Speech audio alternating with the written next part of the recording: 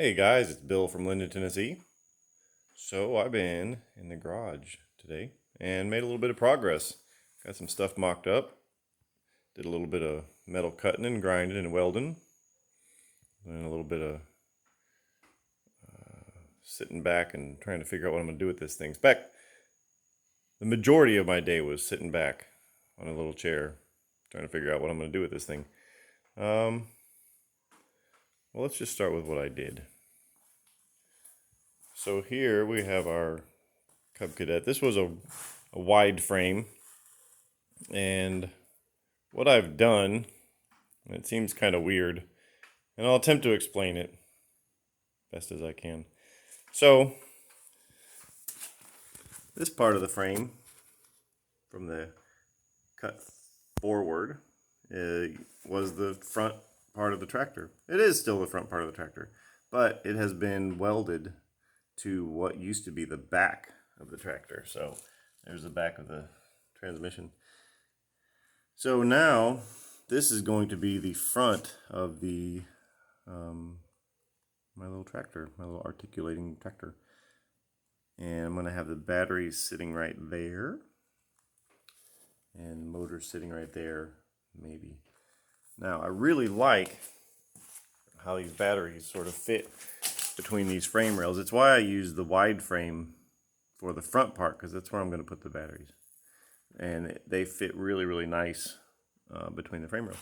On the narrow frame over there, they don't fit between the frame rails. You have to sit up on top of them or get slung underneath of it. But I like how this goes, and it's kind of cool because it's the space between that underneath that little lip is, best I can tell, 3/4 of an inch.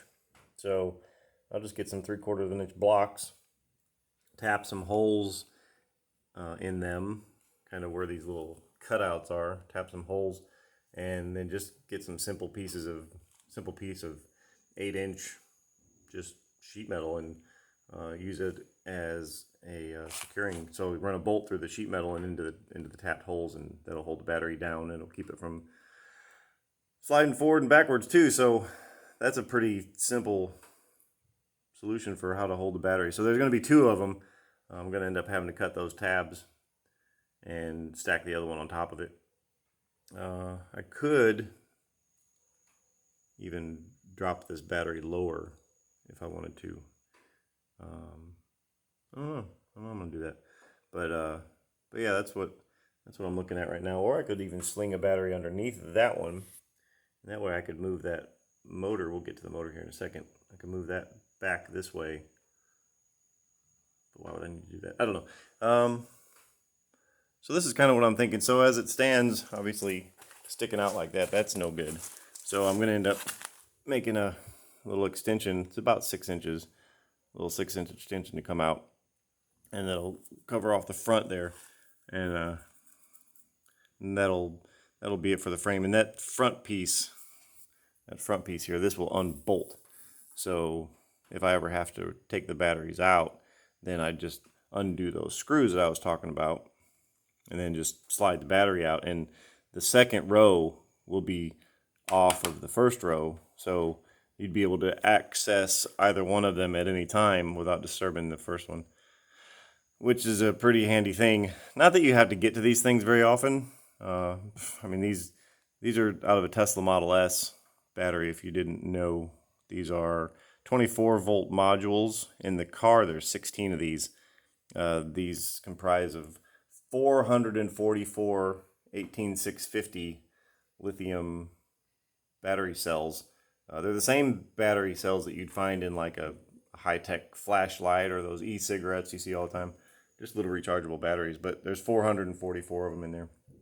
And that's they're configured in such a way to make 24 volts and 5.5 kilowatt hours. I'm going to have 2 of these, so it'll be about 11 kilowatt hours worth of electricity, which is kind of a lot. For some context, the first Chevy Volt with a V for Victor, its entire battery, this was a hybrid car, its entire battery was 17 kilowatt hours. The new,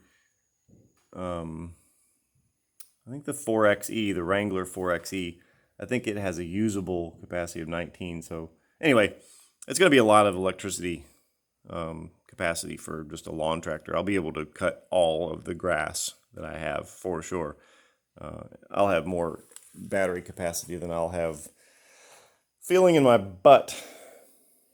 But that's for another day, much further down the line. So, what's the problem? I'll tell you the problem.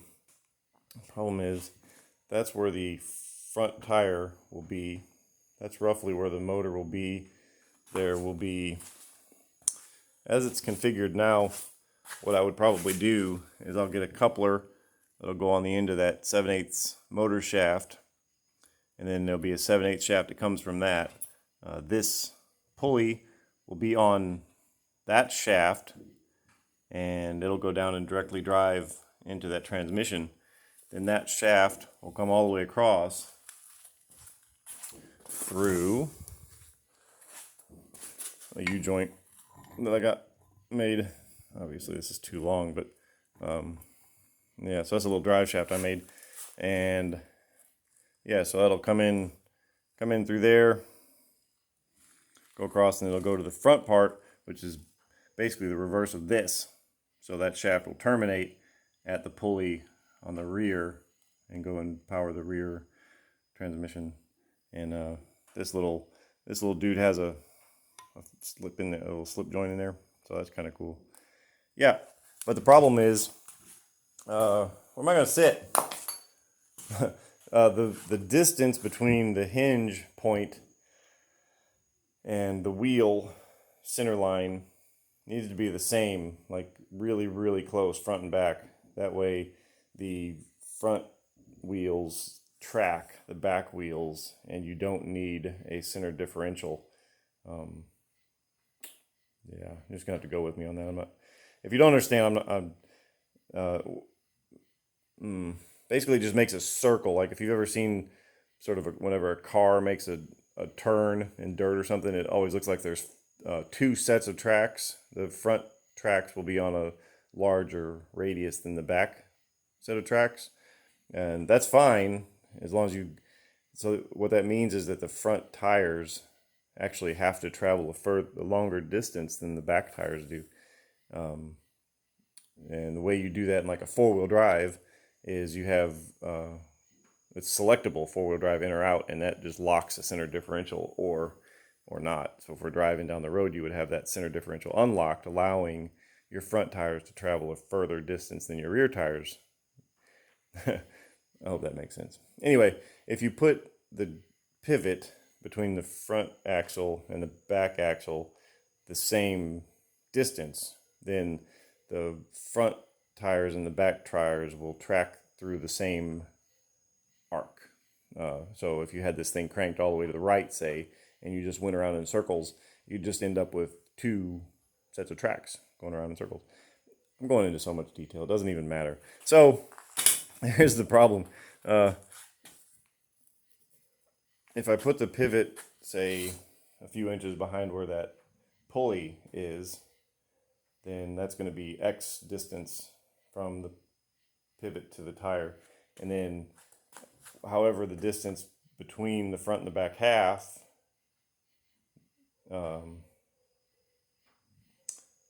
this is what goes on my brain all day and why I sit here and stare at stuff, because I try and figure it out. I need to try and write it down. I should get smart with like a CAD program, computer-aided design as opposed to cardboard-aided design, which is kind of my favorite.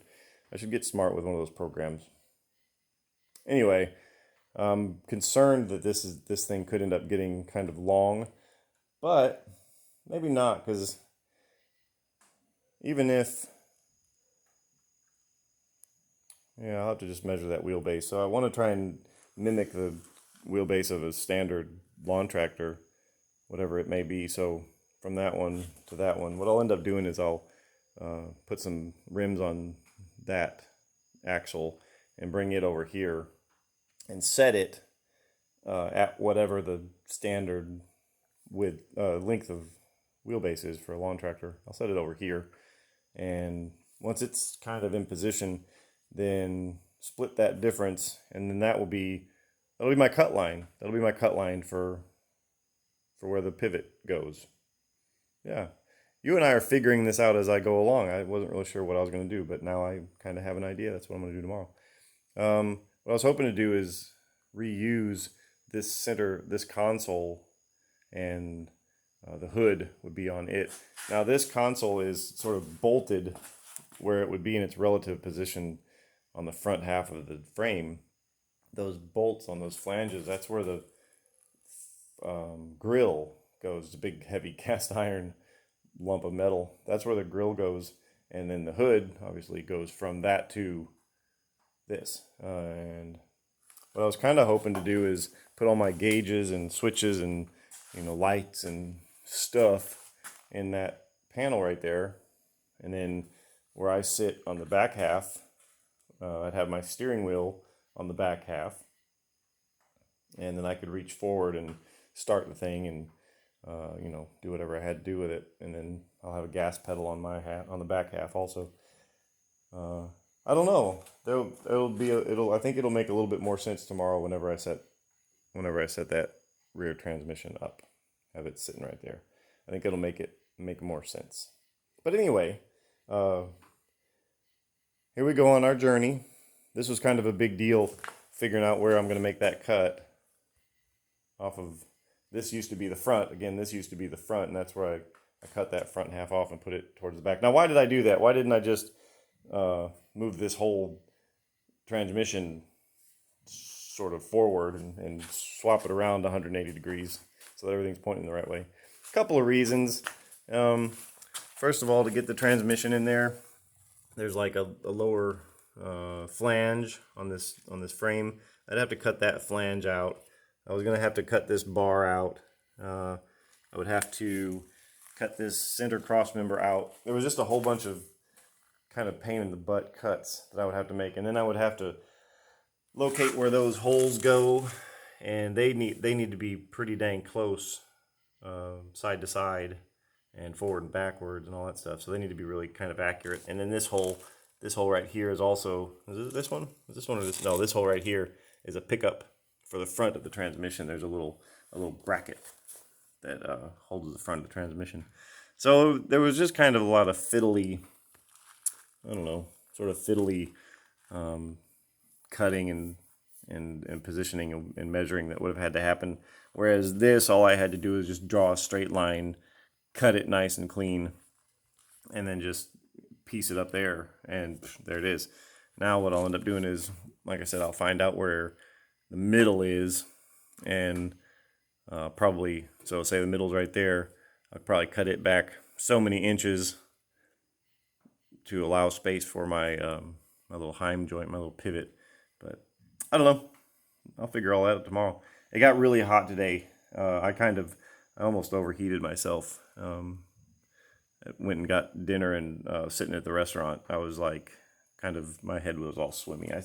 I was out here maybe too long today in the heat, and it wasn't good for me. Anyway, into this video for now. Thank you for watching. Thank you for joining me on this journey. I'll catch up with you tomorrow. Have a good night.